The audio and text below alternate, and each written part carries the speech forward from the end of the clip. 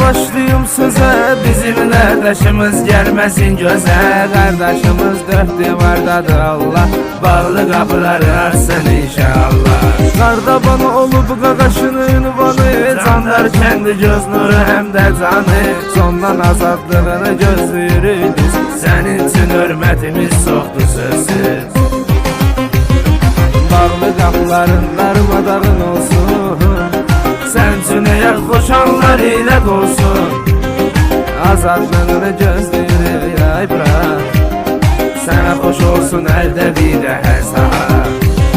Sən Zalatoy qardaşımızsan bizim, səninlə bağlıdır mənim hər sözüm.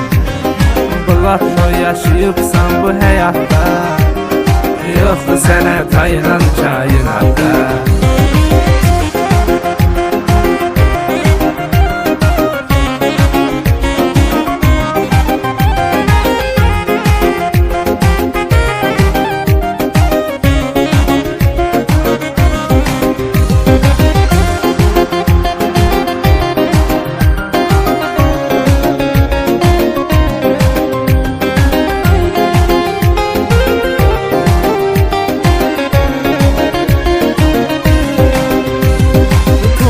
Diqqətli qardaşımızdır, əzizli, hörmətli qardaşımızdır. Tunal cəsarətlidir, həm ürəkli, kəlmələri qılınsan da kəsərli.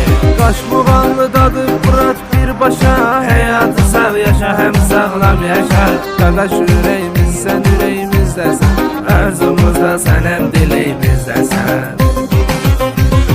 Bağlı qapıların darmadağın olsun, sən üçün əgər xoşanlar ilə dolsun. Azadlığını gözləyirik ay bırak, sənə xoş olsun əldə bir də hər saat. Sən Zalatoy qardaşımızsan bizim, səninlə bağlıdır mənim hər sözüm. Bulatnoy yaşayıbsan bu həyatda, yoxdur sənə tayınan kainatda.